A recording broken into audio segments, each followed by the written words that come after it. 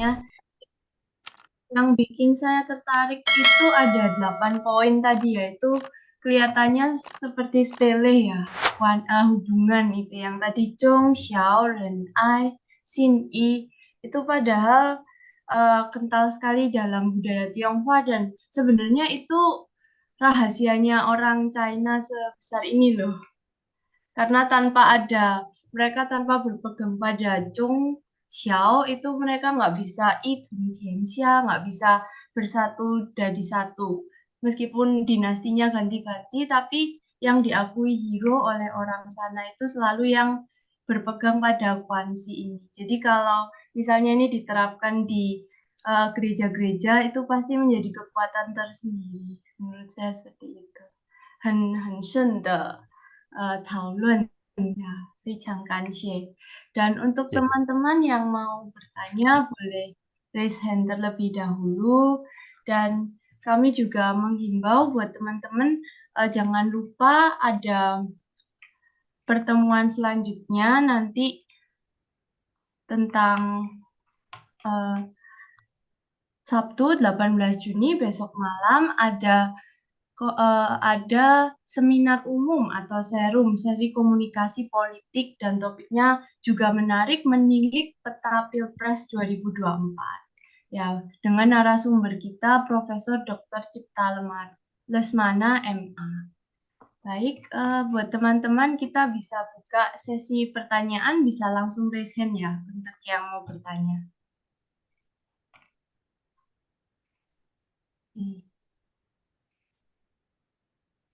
Itu ada Kak Bung Joel Umbul yang mengacungkan jempol, ya bisa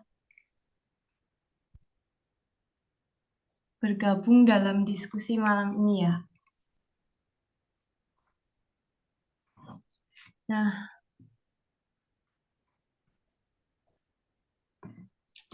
Nah jadi, ini ada Kak Alfa Wena ya. Baik, langsung saja ada penanya pertama yaitu Alfa Wena. Silahkan.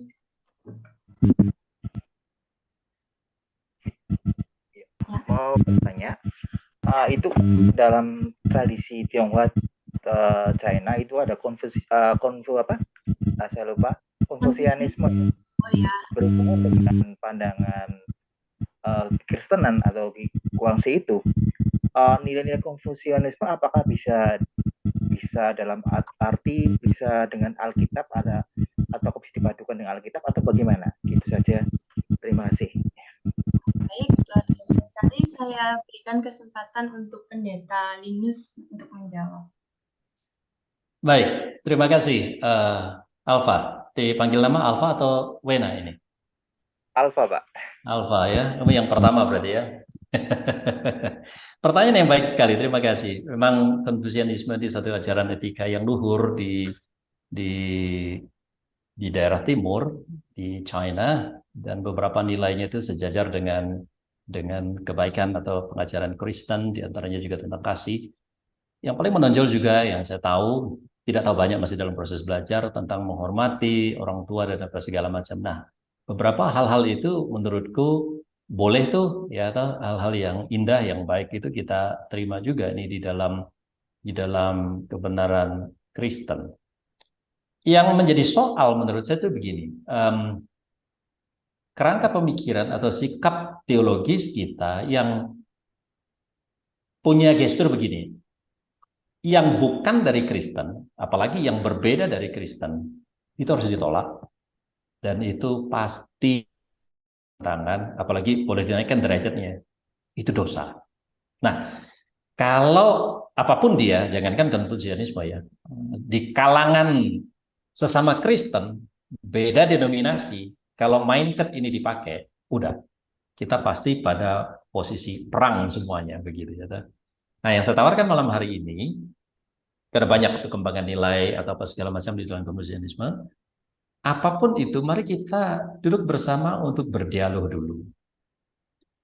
Berdialog dulu. Memang di dalam sejarah penyebaran Injil abad 19 dan akhir gitu sampai abad 27, abad 20 maafkan.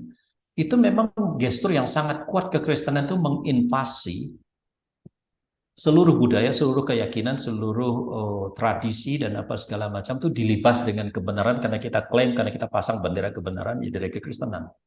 Dan itu gestur Barat, gitu. Nah, lalu kita sendiri ketika menjadi seorang Kristen, sebenarnya tanpa sadar, kita adalah seorang Kristen yang sudah dicuci otak dengan tanpa sadar budaya Barat yang sudah ada pada diri kita. Bukan hanya baju, bukan hanya cara berpakaian. Saya coba kita lihat di dalam kehidupan kita beribadah. Para pendeta ya pakai jas, pakai toga, pakai itu kan kostum Barat sebenarnya gitu. Walaupun di dalam beberapa kebaktian di Eropa sudah ada nggak begitu lagi. Nah, nilai-nilai yang baik di kita hilang semua. Hilang semua. Nah, itu sayang. Jadi sebenarnya proses ini tidak memperkaya, tidak saling memperkaya. Jadi Barat juga kehilangan kekayaan ketika dia bersentuhan dengan budaya kita di Asia lah katakan begitu. Dan kita juga kehilangan akar begitu, lalu mengadopsi Barat. Nah, lalu akhirnya kita kehilangan identitas. Kita mengadopsi ini dan bahkan akhirnya kita memandang jelek semua budaya yang ada. Tanpa atau belum melakukan kajian yang sangat detail, kajian sangat mendalam. Saya lebih menawarkan begini, proses. Saya nggak serta-merta bilang semua yang ada di Konfusianisme itu diterima.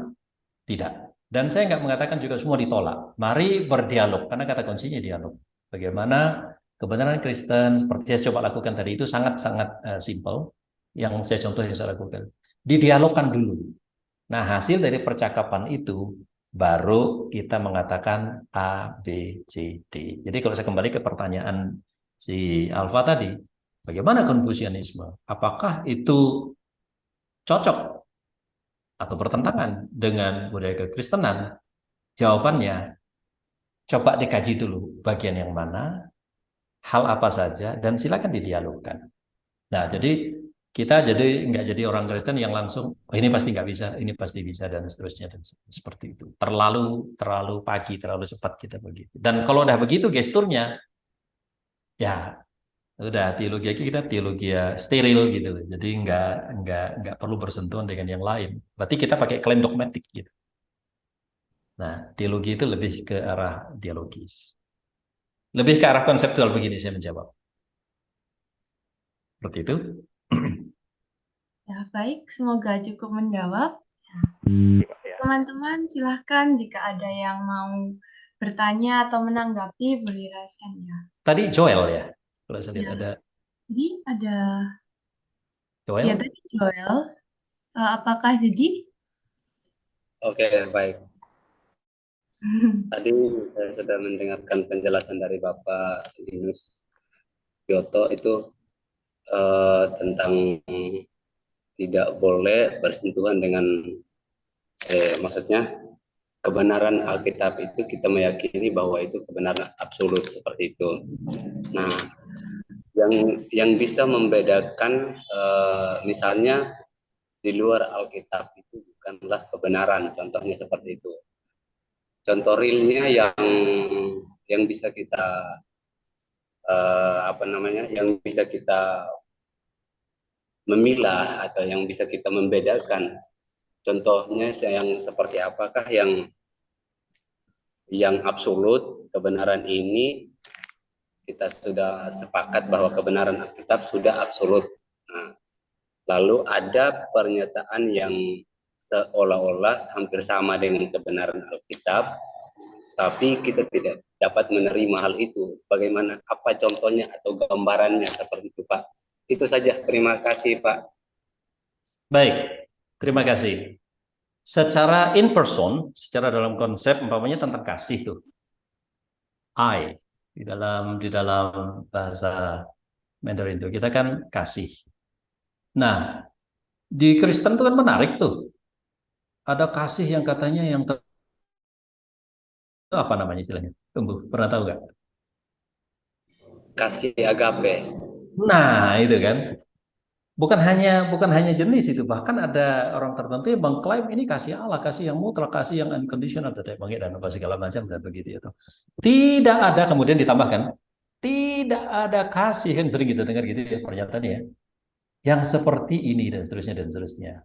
Sementara kita juga melihat ada ada kasih, ada cinta di dalam konsep budaya yang lain. Nah, lalu begini, saya nggak mau terjebak dengan seperti tadi konsep penjelasan saya awal, mengabsolutkan dan merelatifkan dari hal yang lain, karena absolut dan relatif dari sini nanti akan menjebak kita semuanya. Seperti contoh kata kasih ini, apakah kasih yang Allah itu absolut? Yes, menurut kita absolut. Orang yang di luar dari keyakinan iman seperti kita, dia belum bisa sampai ke situ. Karena untuk Allah itu sendiri dia belum memiliki konsep yang sama dengan kita. Bagaimana dia mau meyakini satu keabsolutan yang sama dengan kita seperti itu. Tetapi dia tahu dia tahu kasih. Ketika dia tahu mama saya mencintai saya. Kasih mama itu luar biasa. Sampai kalau dalam tradisi komunitas orang Tionghoa itu dinyanyikan ya. Kasihnya mama dan apa segala macam. Kalau kita coba berdialog dengan itu dalam bahasa hermeneutika interkultural, itu ada kemiripan. Kita nggak bilang ini mutlak dan tidak mutlaknya dulu begitu, karena kita bisa kejebak dari kondisi hal itu. Oke, contoh yang lain itu contoh konseptual in person. Contoh yang lain yang person memang kayaknya lebih dekat dengan konsep ini. Contoh di kekristenan kita percaya Yesus Kristus itu adalah Allah absolut mutlak. Yes, ya dan amin kan. Saya juga sangat percaya itu. Dan ini yang memang belum dimiliki oleh konsep person seperti itu, Allah yang pribadi, yang kekal, yang mutlak seperti itu, belum dimiliki oleh komunitas yang lain, atau kepercayaan yang lain di luar dari komunitas Kristen itu. Nah, lalu tugas saya sebagai seseorang yang berteologi interkultural dalam hal ini, mencari, aku yakin begini, ada konsep-konsep tertentu di dalam budaya mereka kah, di dalam hal apa mereka kah, yang ada ide tentang absolutis person. Apa itu, siapa itu? Contoh di dalam budaya di Kalimantan, di pedalaman komunitas suku Dayak itu, dia nggak sebut itu Yesus, tetapi dia sebut ada satu tokoh yang abstrak sekali, tetapi itu the person disebut dengan istilah Jubata. Nah, di dalam konsep itu kita mulai berdialog. Nah, lalu di tengah duanya itu kan kita lihat ada hal yang kita lihat jelas personnya dalam kekristenan Yesus Kristus. Yang Jubata itu masih di dalam imagery. Tokoh yang ada konsep mutlaknya, absolutnya. Tetapi, nah, dengan hal begitu, tugas kita sebagai teolog itu mendialogkan hal-hal seperti itu. Kira-kira begitu. Saya berhenti di situ aja dulu. Baik, terima kasih Pak buat penjelasannya. Ya. Luar biasa sekali, semoga menjawab ya. Lalu ada Bung Charles ya tadi, sempat raise hand, silahkan Bung Charles.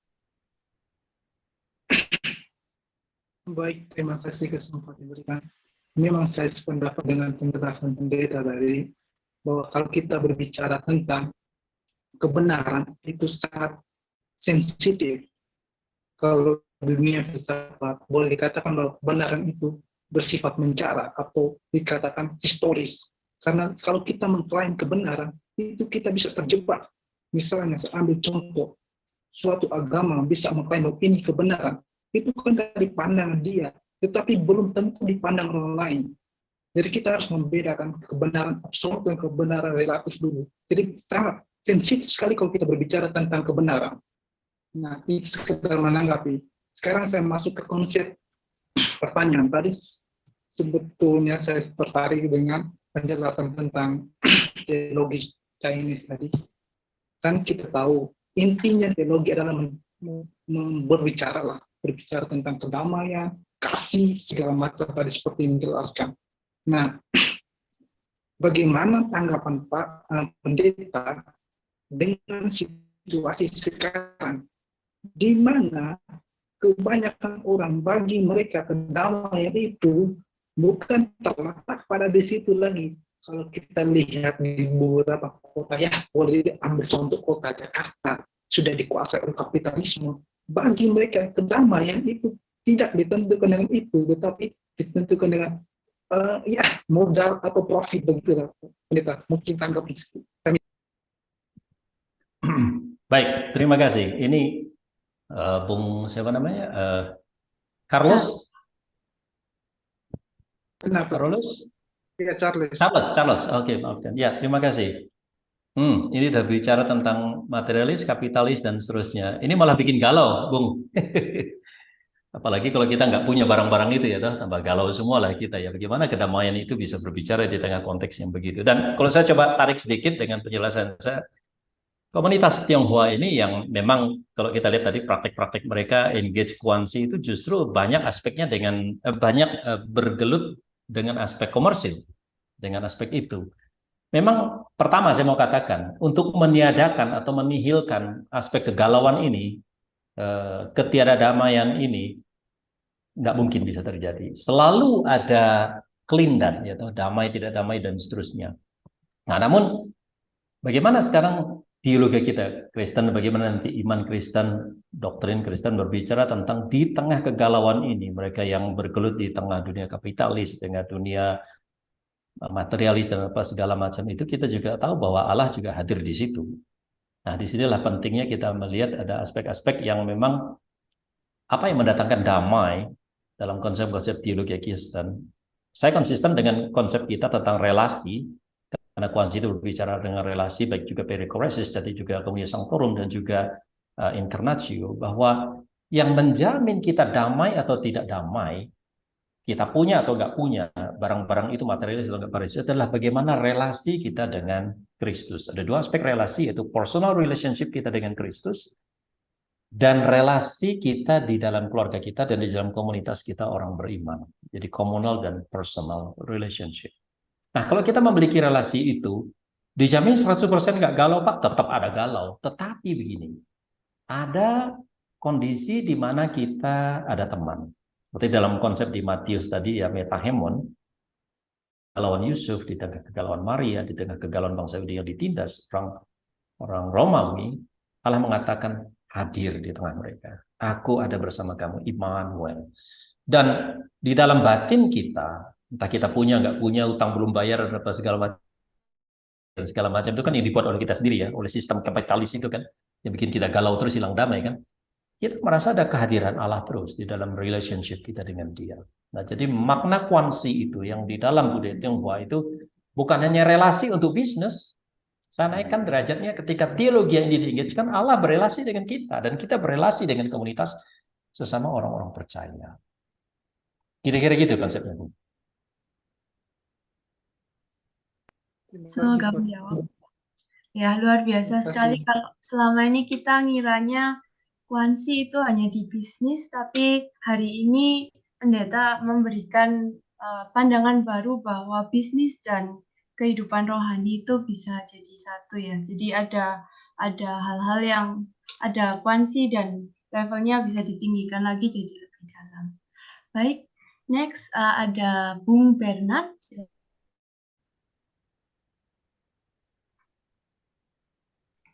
Ya, bisa di-unmute. Terima kasih untuk kesempatannya. Kebetulan saya beragama Islam. Kalau butuh lebih detail itu Islamnya Islam aliran Sunni. Dan semoga nggak out of topic, tapi saya saran karena memang temanya teologi Guanxi. Tapi tadi Pak Pendeta menyebut bahwa Pak Pendeta berfokus ke interkultural. Jadi saya mengambil kesempatan ini untuk bertanya hal yang sangat bikin saya selalu penasaran, yaitu kalau di Islam itu kan prophet Nabi itu tidak boleh digambar ininya secara antropomorfis begitu manusianya. Tetapi sepengalaman saya berselancar di internet, kalau Yesus dari Nazaret itu sangat boleh digambar. Itu dari segi diskusi teologinya, bagaimana sebenarnya kristologi atau itu diskursusnya bagaimana tentang hal ini begitu. Terima kasih. Baik, Pak Bernard, terima kasih.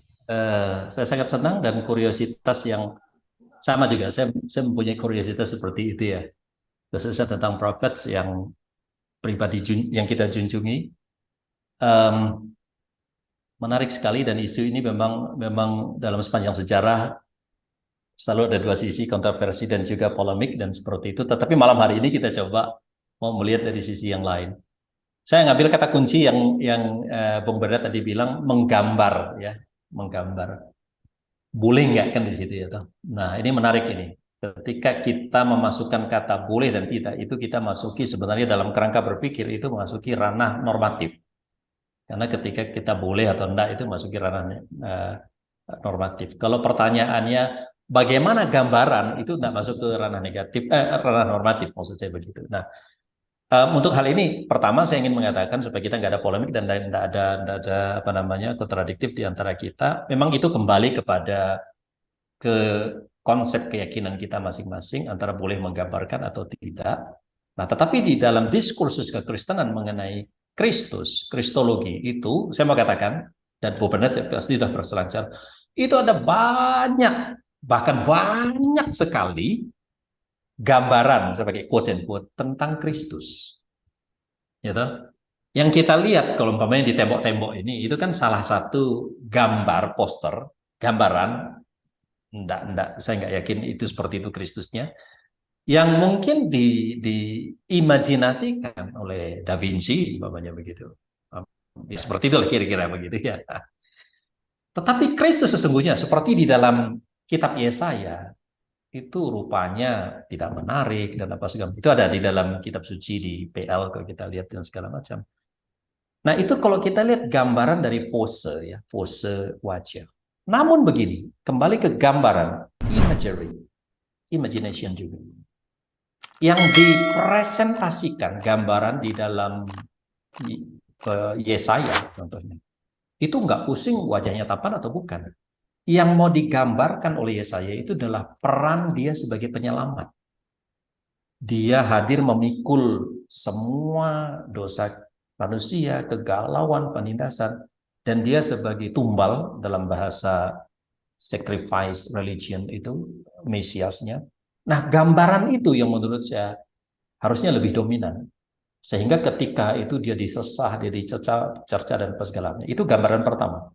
Tetapi gambaran itu menjadi profetis karena itu akan merefer kepada satu peristiwa, satu sosok, satu tokoh yang akan hadir. Dan singkat saja saya sebutkan bahwa itu Kristus di perjanjian baru itu persis fulfilled, menggenapi prophecies, penggenapan di dalam Yesaya.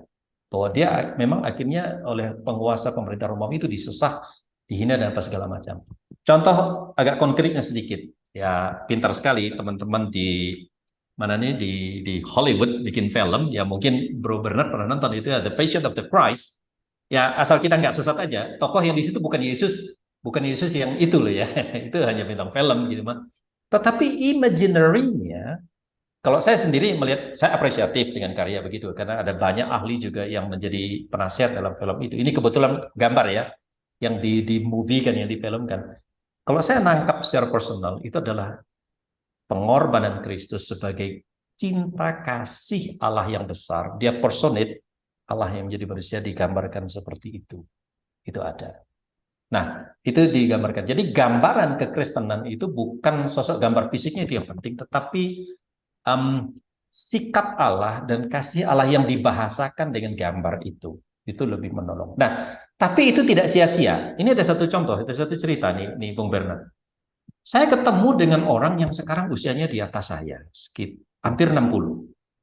Nah, dia dulu berkeyakinan dalam keluarganya, dia keturunan Tionghoa, belum berkeyakinan Kristen. Beberapa waktu belakangan dia hadir ke tempat kami dan mengatakan, saya sudah memiliki konfesi sama seperti Pak Pendeta. Saya bilang, gimana ceritanya?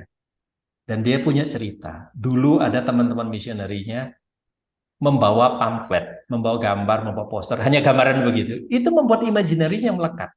So, saya berkesimpulan begini. Dalam kekristenan kita percaya ada satu pribadi lagi selain Kristus, yaitu Holy Spirit atau Roh Kudus. Itu bisa berbicara ya through everything, melalui apapun, melalui words kalau kita lihat di dalam kalam, di dalam kitab yang diberitakan, tetapi juga melalui imagery, melalui picture, itu menjadi ingredients kalau saya boleh pakai itu, menjadi alat sarana untuk orang ini dalam progres pencarian spiritualitasnya ketemu sama pribadi ini. Dan akhirnya dia confess. Tetapi menurut saya nggak cukup itu, dan dia harus terus belajar mengenal Allah yang benar, yang menyatakan diri terus, yang seperti yang kami yakini di dalam kekristenan, yang lengkap Alkitab katakan. Nah, itu perlu bantuan memang teologi sistematik, teologi dogma, itu sangat menolong untuk framework dari kerangka teologi. Itu komen saya secara umum tentang itu. Tetapi kembali ke Bro, mungkin sama-sama teman, tentang gambar ini. Saya nggak katakan boleh atau enggak, saya lebih nggak menjawab itu. Cuman gini, ada atau enggak, itu yang lebih menarik. Coba kita pikirkan bersama nih, Bro. Ada atau enggak sih gambaran itu, katakan di Bro tadi mengatakan ini pribadi junjungan kita nih, jangan kita gambar-gambaran sih. Saya boleh katakan begini, di real, ya seperti kami di tembok gitu, enggak ada. Tetapi mohon maaf, di alam pikiran kita, ada nggak barang itu? Sosok pribadi yang digambarkan dengan bahasa naratif di dalam teks-teks suci kita. Kan dia ada tuh kan ya. Nah, cuman sebenarnya kalau kita mau kritikal, itu nggak boleh dihadirkan gitu. Karena nanti itu kan bias. Mungkin kira-kira gitu menurut saya. Betul ya, kira-kira gitu ya. Tapi kan ada di gambaran itu, ada di sini nih. Ada di mana? Di unmute bro. Ada di mana tuh? Di ini ya, imajinasi individu kita itu pasti ada itu. Yes. Jadi saya lebih menurut saya pertanyaan yang normatif itu boleh atau enggak itu nanti ya itu seperti yang sekarang jadinya kita bisa polemik, kita bisa juga kontradiktif, tetapi ada atau enggak barang itu? Menurut saya ada semua. Pasti ada karena kita punya otak kan, dan itu kan ini memunculkan apa ya? Ya itu citra itu dan imagery itu benar-benar. Itu yang saya mau katakan. Ya. Kira-kira begitu? Terima kasih banyak, Pendeta. Terima kasih banyak. Ya. Baik, sangat membantu. Oke, selanjutnya langsung saya berikan kesempatan untuk Ibu Pendeta Foni Samuel. Silakan. Oke, terima kasih kesempatan yang diberikan. Saya berusaha untuk tidak komen sebenarnya. Tetapi saya diminta unmute, mungkin saya diharapkan berbicara. Oke, jadi saya memberikan 2 jempol untuk Pak Linus atas presentasinya yang menghubungkan kata kuansi itu dengan teologia dan juga di dalam kekristenan dan gereja-gereja gitu ya, ada 3 denominasi besar yang disinggung itu. Nah, kata kuansi itu sendiri secara umum karena dihubungkan kuan dan si, jadi relationship gitu. Ketika berbicara karena dihubungkan si, jadi bisa dikaitkan dengan segala macam. Namun kalau kata kuan itu sendiri, di situ ada makna yang sangat mendalam, yaitu peduli, memperhatikan, care yang melibatkan hati gitu ya. Nah, misalnya kuansin itu dengan hati dan sebagainya. Jadi ketika digandengkan dengan teologi tadi gereja dan sebagainya itu, nah kalau kuansi itu sendiri bisa juga dipakai untuk hal yang negatif. Misalnya para pejabat dan orang-orang kenalannya dan sebagainya bisa memanfaatkan kuansi itu untuk KKN, untuk kepentingan negatif. Banyak sekali yang bisa dimanfaatkan. Jadi kata itu sendiri seluas jagat gitu ya. Nah, dalam filosofi Cina, Tionghoa itu aja ada ini. Jadi saya sangat pindah. Tian Ren Ti He. Tian Ren Ti He itu filosofinya. Tian itu langit, orang Tionghoa kalau dia tidak beragama atau beragama lain itu menamakan Allah itu gitu ya. Jadi Tian He Ti Ren. Tian Ren Ti He gitu ya, Tian Ren Ti He. Langit, posisinya langit, manusia, bumi. Tian itu langit, Ren itu manusia, Ti itu bumi. Tian dan Ti He, jadi harmonisasi antara langit, manusia, dan bumi. Jadi manusia berada di tengah, manusia menjunjung tinggi langit, itu berarti dia mengtuhankan langit itu kan orang Tionghoa selalu mengatakan Tuhan itu langit. Nah, manusia itu Ti itu di bawah manusia, manusia menguasai, menaklukkan, mengelola, memelihara Ti itu, bumi itu. Nah, sampai di sini dulu. Saya mau tanya dulu Pak Linus ya, apakah berbahasa Mandarin, bisa Mandarin, belajar Mandarin? Ya, terima kasih untuk komennya. Di awal Nanti tadi saya mungkin banyak tambahan. Ibu Pendeta. Ya, saya tidak berbahasa Mandarin. Saya mengambil resources ini dari sumber yang kedua yang penutur bahasa Inggris dan yang lainnya. Saya kepengen belajar suatu hari. Oke. Terima kasih Bu Jadi Poni. saya lanjutkan sekarang ya. Jadi Ya. nasihat dari seorang kakak atau seorang tante, seorang ibu gitulah ya. Lebih baik Pak Linus karena sudah memaparkan yang luar biasa ini, mungkin belajar bahasa Mandarin. Bahasa Mandarin itu luar biasa gitu ya. Ya, karena sudah bisa bahasa Inggris, bisa bahasa Yunani, bisa bahasa yang lain, tidak akan terlalu sulit untuk belajar bahasa Mandarin. Mandarin itu ada 4 nada. Kata yang sama ketika nadanya diucapkan berbeda itu, atau tulisan yang berbeda, nadanya sama. Nah, jadi kalau kita pelajari akan menghindari tadi ada logat atau nada-nada yang tidak gitu tepat gitu kan gitu ya. Misalnya saya kasih contoh dulu, jadi saya bicara agak panjang.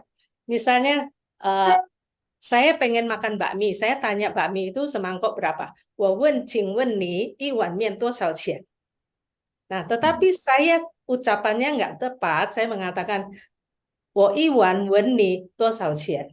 Itu bisa berarti saya tidur bersamamu satu malam itu bayar berapa? Jika laki-laki berbicara kepada perempuan, kita bisa ditampar. Atau saya cium kamu, saya perlu bayar berapa? Kan gitu ya. Nah, itu jadi belajar seperti itu. Betul, Oke. Ya, dan juga ketika berbicara tentang teologi itu tadi berbicara tentang Shen dan sebagainya itu orang asing gitu ya, orang yang tidak kita kenal dan sebagainya. Nah, ketika kita berbicara tentang Shen itu sendiri, kan itu hidup atau melahirkan. Nah, manusia melahirkan itu atau manusia dilahirkan berbeda dengan Tuhan Yesus dilahirkan. Nah, manusia dilahirkan itu ketika kita lahir tuh keluar dari rahim ibu itu kita memakai kata sukseng gitu, keluar lahir gitu. Sedangkan Tuhan Yesus kelahirannya itu kan orang memakai Alkitab memakai jiangsen, jadi turun dari atas ke bumi gitu. Jadi ini istilah teologianya gitu ya, manusia dilahirkan dari rahim ibu. Tuhan Yesus inkarnasi itu jiangsen gitu ya, saya memakai kata itu. Oke, dan juga ketika berbicara tentang apa ya, tentang Tuhan Yesus yang inkarnasi, lalu ketika berbicara gereja juga itu banyak hal, banyak kata-kata yang ketika kita mau memecah-mecahkannya itu banyak simbolisasi Alkitabiah. Misalnya gitu ya, ini berhubungan dengan kuansi sang ti dan kuansi sesemo. Apa hubungan? Kuansi di sini ada hubungan. Apa hubungan Allah dengan manusia? Lalu di situ kita akan menemukan, Allah yang menciptakan manusia, dia adalah milik ciptaan Tuhan, dia seharusnya menyembah Allah yang menciptakannya. Ada di situ terkandung juga, gitu ya. Nah, terus berbicara tentang tadi saya mengatakan Pak Linus, alangkah indahnya belajar gitu memperkaya semua yang dibahas itu seperti itu. Misalnya kita ketika berbicara tentang kuansi itu, di situ seringkali membutuhkan ada satu kata, yaitu kesabaran. Di dalam hubungan kuansi itu kan di situ ada toleransi, ada saling menerima, saling menghormati dan sebagainya. Nah, hubungan itu tidak selalu mulus gitu. Nah, di dalam kuansi itu jadi membutuhkan satu kata yang disebut ren, itu sabar. Sabar, untuk bersabar dan toleransi menerima yang lain itu apakah mudah? Tidak mudah. Karena kata ren itu sendiri itu ditulisnya dengan itu satu ren itu sebuah belati. Bawahnya itu hati. Jadi ada sebuah belati yang siap di hati itu. Jadi siap untuk terluka, siap untuk disakiti, dan toleransi itu juga siap untuk misalnya kita yakin kita benar, tetapi demi kuansinya itu tetap baik, kita harus mundur selangkah atau bahkan mundur 2 langkah atau bahkan berkorban di situ, gitu ya. Nah itu penting sekali dan itu ya. Jadi Allah tuh begitu mempunyai hati yang begitu sabar terhadap kita. Apakah mudah? Tidak mudah. Dia menahan diri sedemikian rupa sampai akhirnya dia nggak tahan. Dia utus Tuhan Yesus. Nah itu seperti sebilah belati yang menusuk hatinya loh. Anak tunggalnya diberikan begitu ya. Nah, seperti itu. Oke, itu saya sudahin juga. Dan kembali ke perjanjian lama. Ada kata-kata Mandarin yang berbicara tentang permulaan ciptaan manusia. Allah menciptakan manusia. Kenapa manusia bisa jatuh ke dalam dosa? Karena Allah ada memberi perintah, jangan melakukan dosa ini, kemudian akan jatuh dalam dosa, kan gitu ya. Pada saat engkau menikmatinya, engkau akan mati itu. Nah, kata itu, memakai kata jin itu dengan 2 kata pohon, mu itu ya, ada 2 pohon, di bawahnya ada tulisan ni itu. Jadi kata larangan itu terjadinya di sebuah hutan atau di sebuah taman, dan di situ perempuan yang diberi perempuan yang di dalam taman itu karena dia tidak menahan diri atas perintah itu, entah Adam pernah cerita apa enggak kita tidak tahu ya. Ketika dia mengambil itu dan dia berikan kepada Adam itu, orang suka bilang perempuan yang menggoda ya. Ya betul, kalau mengikuti tulisan itu perempuan yang menggoda. Tetapi perintah tidak boleh makan buah pengetahuan baik dan jahat itu kan diberikan kepada Adam. Jadi Adam yang seharusnya yang melatih atau mendidik si perempuan itu tidak melakukan pelanggaran itu, tetapi dia menerima apa yang ditawarkan perempuan itu. Oke, ya saya lanjut lagi biar Pak Linus tambah suka cita belajar Mandarin. Ya, bagus. Oke, satu lagi saya katakan itu ya, ketika berbicara tentang pemusnahan manusia yang berdosa itu, Nuh ya. Nah, di situ Nuh diberi perintah untuk membangun bahtera. Apa kandungan kata dari bahtera itu? Ada sebuah kapal di sisinya di sini, di atasnya itu ada kata 8 dan ada kata tulisan mulut. Jadi 4 mulut, 8 mulut di dalam sebuah kapal yang terpelihara nyawanya ketika dia mentaati apa yang Tuhan perintahkan itu. Nah, di situ kita melihat hubungan relasi lagi. Relasi antara Nuh yang mendapat perintah dari Tuhan, yang mampu mensosialisasikan apa yang Allah kehendaki kepada keluarganya, dan kemudian juga dia mentaati semua itu dan terpeliharalah nyawanya, kehidupannya berserta dengan keluarganya, dan sampai kepada kita yang sekarang ini. Dan seperti itu. Oke, ya. Dan juga berbicara tentang berkat, berkat itu memakai kata fu. Ketika orang menjunjung tinggi Tuhan, Allah dan sebagainya itu, dan maka dirinya beserta dengan keluarganya, di situ ada Tien itu adalah melambangkan sawaladang, melambangkan apa yang dibutuhkan oleh manusia. Kalau dia menghormati Allah, dia beserta dengan dirinya sendiri beserta apa yang dia pelihara itu akan menjadi berkat bagi dia dan manusia seisi rumahnya seperti itu.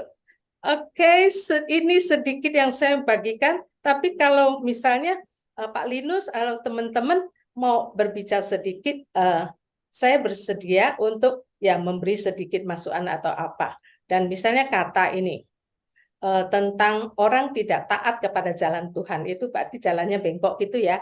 Nah, aksara Mandarin itu dituliskan dengan satu pu. Pu itu tidak, sen itu tidak lurus. Jadi ketika orang tidak lurus, itu dia akan menyimpang dari jalan Tuhan dan dia tidak berkenan kepada Tuhan. Dan tulisan Mandarin itu persis tulis itu, pu zen itu. Tapi digabung itu dari wai.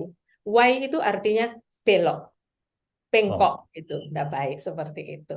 Nah, Tuhan mau luruskan jalan itu, maka dia sebagai jalan, akulah jalan kehidupan dan sebagainya yang lurus itu. Oke, terima kasih itu. Keren, keren. Thank you. Well, ya, well, thank you. Boleh saya komen? Ya. Moderator? Ya, Sandra? silakan. Sandria? Ya, silakan. Terima kasih banyak. Ini memang betul-betul memfasilitasi, circle memfasilitasi kita belajar bersama. Saya belajar banyak dari Bu Pendeta Foni.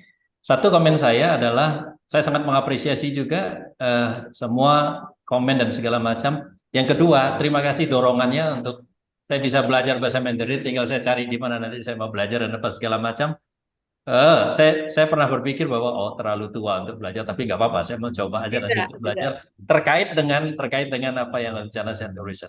Dan yang ketiga yang terpenting, terima kasih banget bahwa apa yang Bu Pendeta Foni Sambal tadi lakukan itu yang saya ingat tadi Weizen dan Rueggemann melakukan hermeneutical intercultural.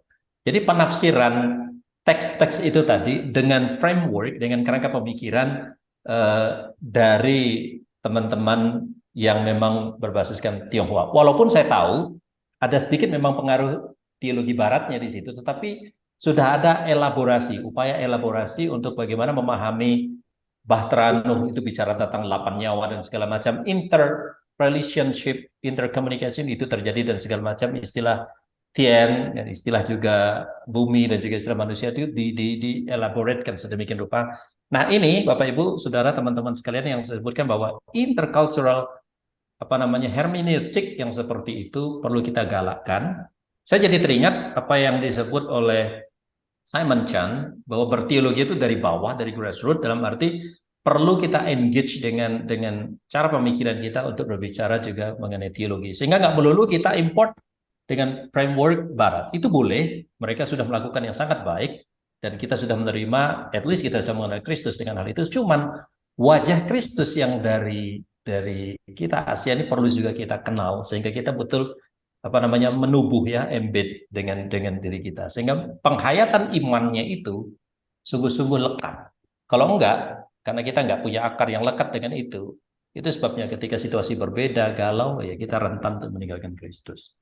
Sebenarnya dedikasi saya untuk melakukan itu semua demi itu, karena supaya ketika kita beriman itu betul-betul dia lekat dengan culture kita juga, dan dengan apa yang dilakukan oleh teman-teman di barat sana dalam ratusan tahun yang lalu, oke lah, itu sudah sangat baik sekali. Cuman giliran kita sekarang ini juga hadir dalam dialog. Dan bahkan bukan hanya di situ, ada gilirannya kita para teolog Asia ini nanti, ya dari komunitas Tionghoa dan juga mungkin di Indonesia sangat beragam sekali sukunya, dalam membangun teologi ini kita juga bisa hadir berdialog dengan mereka.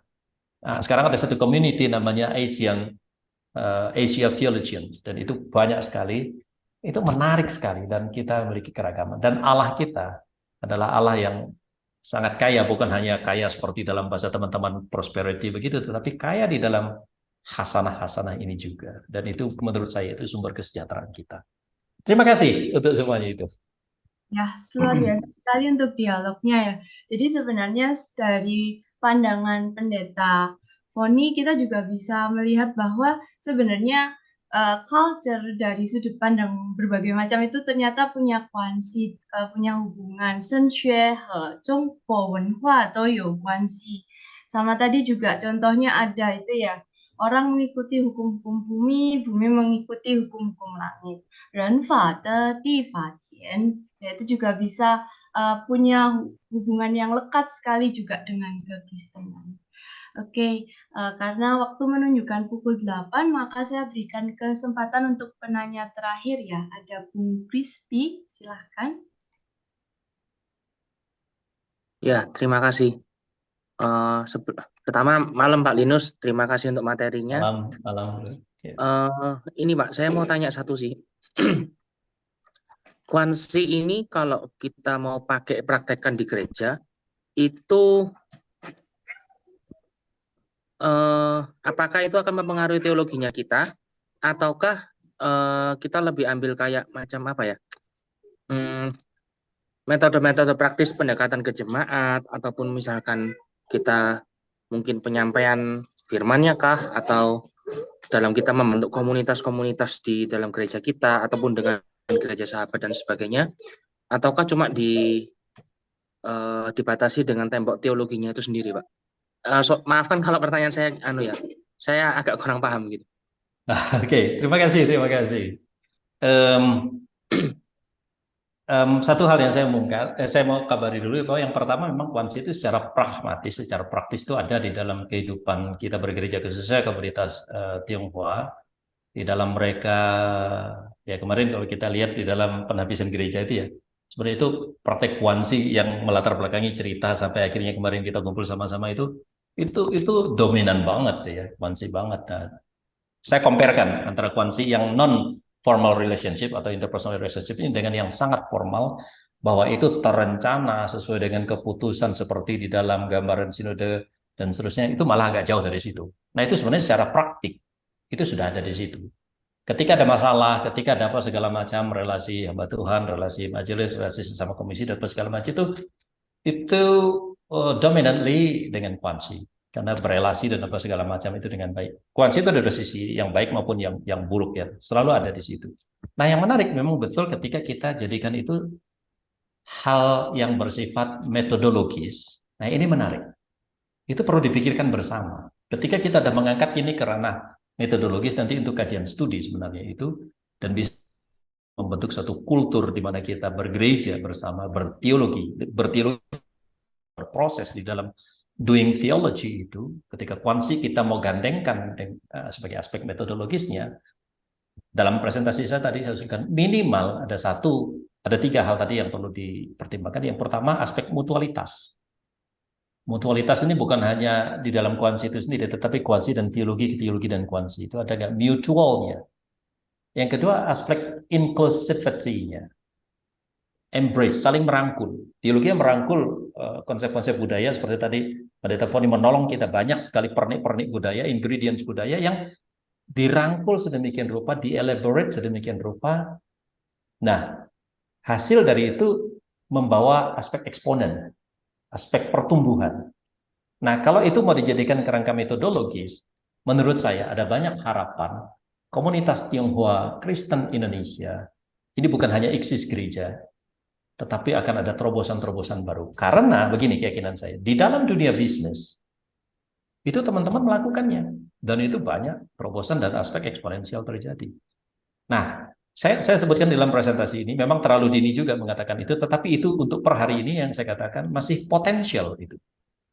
Nilai filosofis dari kuansi itu masih potensial untuk dijadikan teologi, nah, kalau bahasa di luar itu science, yang masuk ke dalam kekristenan. Kita jadikan itu hanya aspek utilitas, ya asas manfaat begitu. Sayang juga gitu. Mungkin di situ dulu, Bro. Siap, Pak. Terima kasih, Pak, menjawab, Pak. Ya, sama-sama. Baik, oke. Baiklah, kita akan pertemuan pada malam hari ini. Sebelumnya mengingatkan kembali bahwa pada Sabtu tanggal 18 Juni 2023 akan ada seminar umum seri komunikasi politik tentang menilik peta Pilpres 2024 dengan narasumber Profesor Dr. Cipta Lesmana ya. Bagi yang belum bergabung bisa langsung menghubungi Minci ya. Baik, sebelum mengakhiri pertemuan pada malam hari ini, apakah Bapak Pendeta Linus ada pesan kesan terakhir